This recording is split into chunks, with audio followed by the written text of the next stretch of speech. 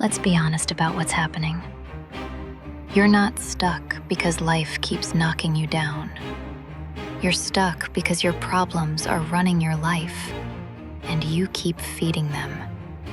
Every time someone asks how you're doing, you don't answer. You default.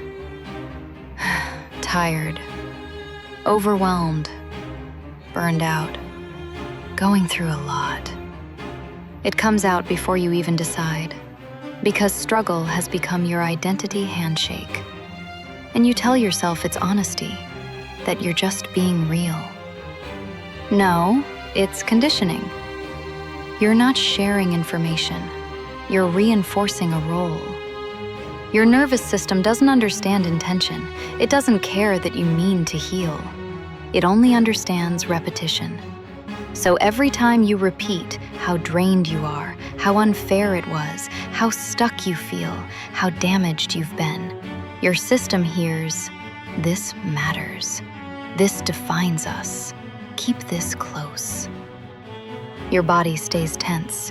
Your mind stays alert. Your identity stays locked. You think you're releasing pressure. You're training your system to stay braced for impact. That's not healing. That's living on surveillance mode. Let me tell you about Sophia. Sophia didn't imagine her pain. It wasn't dramatic. It wasn't exaggerated. She went through real loss, a relationship that shattered her trust, years of overgiving, burnout she didn't see coming until her body collapsed first. At the beginning, the pain was raw. She cried. She talked. People listened. And for a while, that was necessary. But then something subtle happened. Sophia didn't just experience the pain. She organized her life around it. Every conversation started the same way. Every update sounded the same. Every explanation led back to the same wound. Not because she wanted attention, but because the pain had become familiar, predictable, safe. Here's Sophia's real problem. She stopped seeing the pain as something she went through and started seeing it as proof of who she was. The pain explained why she didn't move forward, why she hesitated, why she stayed small, why people shouldn't expect too much from her. Without realizing it, Sophia let the pain take over her identity. It spoke for her, protected her, lowered the pressure. And letting it go? That felt dangerous. Because without it, she'd have to answer a harder question. Who am I without the story? If you're listening to this and something feels tight, if you're seeing yourself in Sophia and you don't like it, that's your nervous system recognizing itself.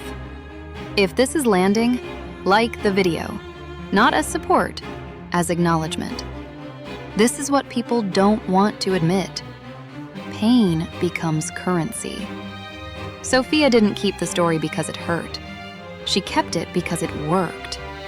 It bought her sympathy, patience, lowered expectations, a shield from accountability. And most importantly, it gave her an identity no one challenged. Here's what that means in plain terms. As long as Sophia kept feeding the pain with attention, explanation, and repetition, the pain stayed alive.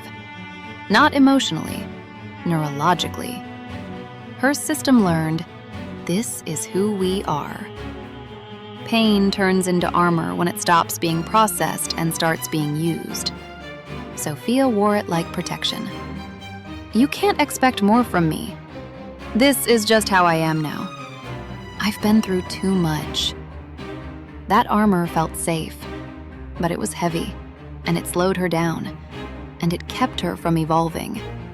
She didn't heal the wound. She built a house around it and mistook that for self-awareness. Letting go didn't feel peaceful to Sophia. It felt like erasure. Because if she wasn't, the hurt one, the exhausted one, the one recovering, then who was she? Here's the truth. The ego would rather suffer than be undefined. Pain gives structure. Pain gives certainty. Pain gives identity. Freedom demands responsibility, and that terrifies people who've been hiding behind the story. Healing didn't start when Sophia felt better. It started when she stopped narrating. She stopped introducing herself through pain, stopped explaining herself, stopped leading with the wound. Not denial, restraint. She let silence do what repetition never could. And when the story stopped getting attention, it started losing power. Because stories don't survive without reinforcement. Strength is not pretending you're fine.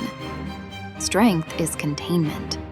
It's choosing not to bleed everywhere, not handing your nervous system the microphone, not letting pain speak for you.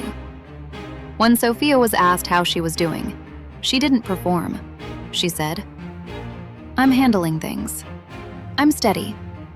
I'm moving forward." That wasn't lying. That was leadership.